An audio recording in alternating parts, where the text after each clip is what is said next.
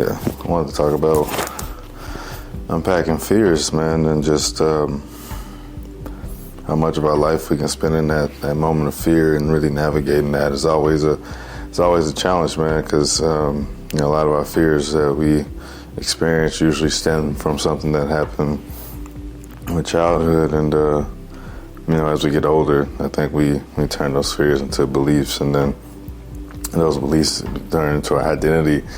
And it's like really crazy, like how much of it can really impact our lives, man. There's a book I read. It's something I probably read.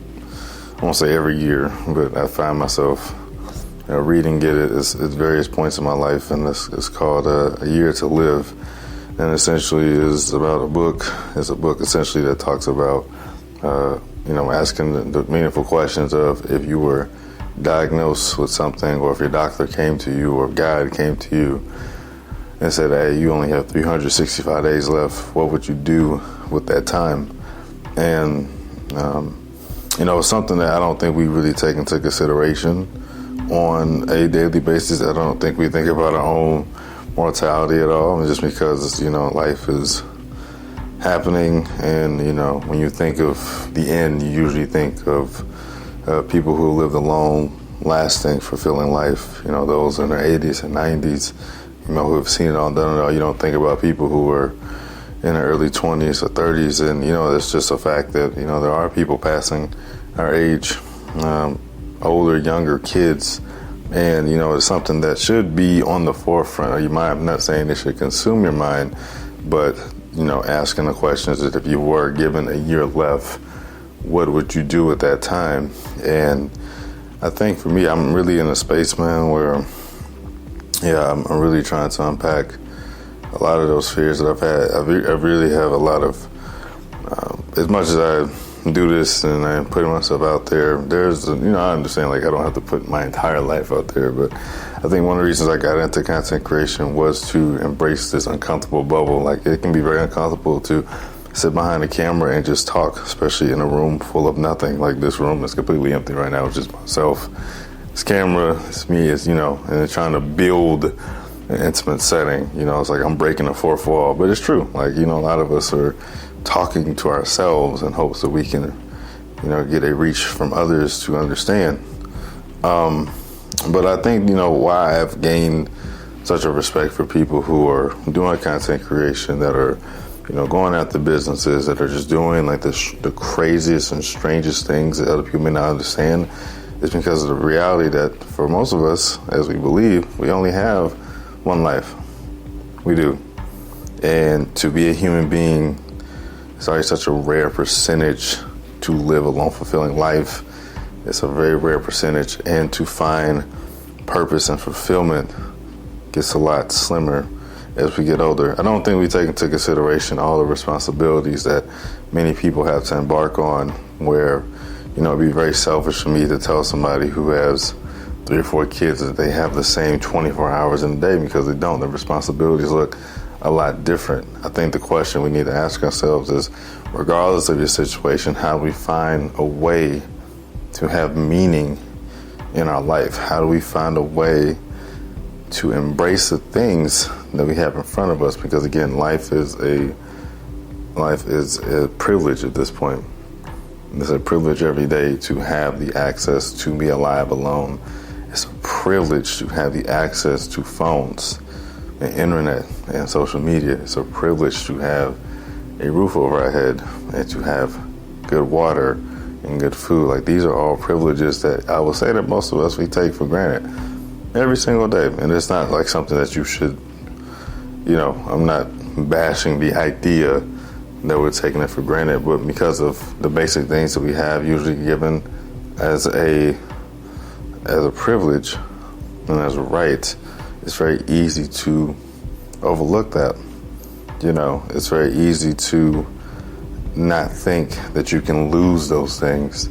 One of my favorite stories, and I know this is transitioning, but one of my favorite stories in the Bible is the book of Job. And I don't often talk about, just the religious aspect, not because I'm not one, because I identify as a Christian. I just think that I respect everybody's viewpoint, and I respect where everybody comes from, what they believe in, and I also think that everybody's religion or viewpoint has a truth, and it's something that they should be able to hold to, and it should be respected and valued. But I think the Book of Job is just something that's very important to me, just for the simple fact that it's a reminder that everything can be taken to you at a blink of an eye. Many are often questioned, and we wonder why these things happen to us, and it's just a reminder that the overall goal or the overall purpose in life, one, is to serve, and two, is to suffer. And I know it's a lot. I know that can be very hard to imagine, but when you think about the actuality in life, there's a duality. Or good, when there's good, there's bad. When there's love, there's hate. When there's life, there's death. When there's sun, there's darkness. It all balances together. And again, I think we have to remember that there's a beauty to all the nuances that happen. And there's a beauty to understand that when it is your turn, you ask yourself, have you lived a true fulfilled life? Because for me, I had to really have that, I had to have that conversation with myself to really understand me better. Because I feel like a lot of my life I have lived in a fearful state. Like I've overthought everything. I've worried about perception. I've worried about things that just aren't, they're not real. Like they don't matter. You know what I'm saying? Like, again, when people make content, there is a goal to reach a certain amount of followers and viewers and likes, and while it can be important from a monetary aspect, again, we have to ask ourselves, what about these people are really captivating us? What about this attention that's really mattering to us? Like, what about it is going to make a true impact in our life? Because at the end of the day, most of the people that we're looking up to, that we idolize, we have no idea who they are. We don't know their backstory, besides what they share.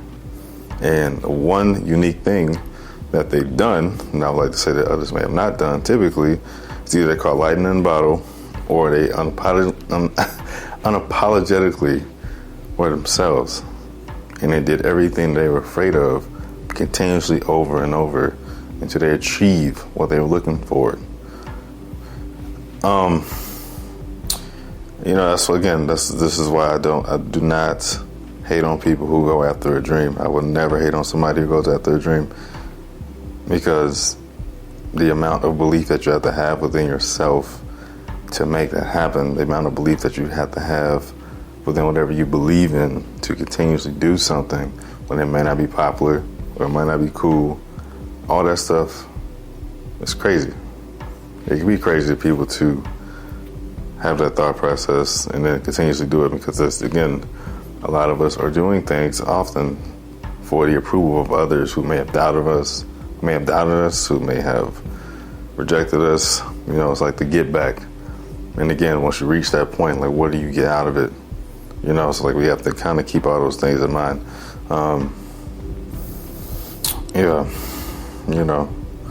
Fear is an interesting concept though, because it's just, again, how much of it just plagues your mind, how much of it really can consume the actions that you take. One of the things, if I can go back in time,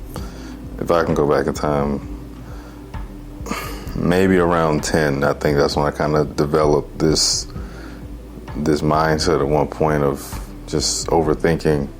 Is that, I think those who took a risk earlier, they got a lot further quicker, and that is the beauty of the whole process and evolution, is like understanding like where you could have done better, and then when you have the moment to apply it to somewhere else, you do. But if I can go back, I definitely would have taken a bit more risk, just because, again, I realized at that point in time I didn't have that much belief in myself as I do now. However, even now, I'm still doing these things sometimes in a scared space. So it's just like having the courage to encourage myself at a younger age. I've done that, who knows where I could be. And it's not about that. It's just a reminder of I'm doing it now. And I'm trying to enjoy it now. And hopefully, wherever stage you are in your life and what you got going on, the fact that you're doing it now is all that matters. You're trying now, trying to be better now, you're trying to overcome these things now, and that's okay. And the last thing I would say is that most success is found in the repetition of doing the same thing over and over forever. You know, because of the society that we live in, because it's microwavable, because it's instant, we're trying to find these rushes of pockets of virality. We're missing the point that true success is found in the mundane daily tasks that we do over and over, not expecting the results. Whatever that success is like for you, whether it's in your business, or your content creation, or your job, or your relationship, or with your kids, whatever. It is doing the same task over and over every single day and not expecting a result to change. Because when that result does change, the question you have to ask yourself is, would I be prepared for that next level of success that I'm looking for in my life? That is important to remember. Is that catching lightning in a bottle is great, but you still got to find a way to maintain the fire. So I'll leave you with this. Live as free as you can. Try to live with no regrets. Accept the things you can no longer change. Forgive yourself. And more importantly, honor yourself and who you are and where you want to go. Appreciate you guys. Peace.